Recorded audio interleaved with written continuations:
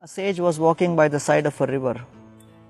Early in the morning, he suddenly saw from the corner of his eye a very strange scene. There was a man who had a bottle of alcohol right next to him, and he was sleeping with his head on the lap of a lady. And the sage immediately turned his face away and thought, early in the morning, what a horrific scene I have to see. A sinful man who is drunk, he is enjoying in the lap of a woman. Horrible.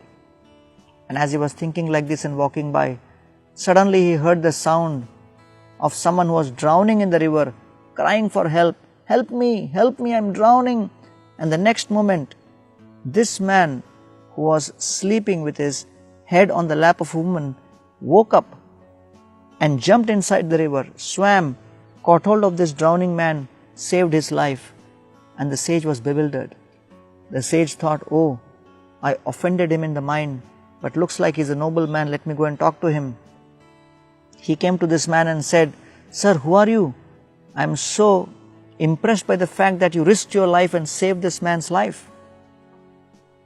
This man said, actually, I was traveling a lot and I was tired. And so when I came here, I had absolutely no strength. So my mother brought some water for me. And so, because I was so tired, she gave me that water.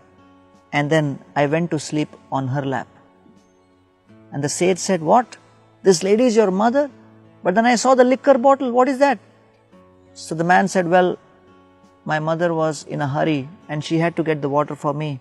And she didn't find any other bottle. So she found this liquor bottle and brought the water in that liquor bottle. And that's why I was sleeping, resting, trying to recover before I could actually start my journey.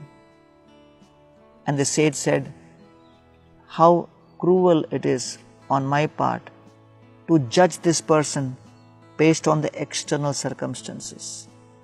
How often we get trapped by these kind of situations where we observe something and start putting two and two together and come at a wrong conclusion.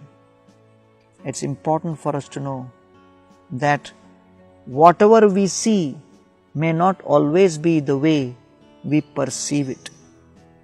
And therefore, it is described that in the human form of life, we should be very careful before we jump to a conclusion and offend someone else.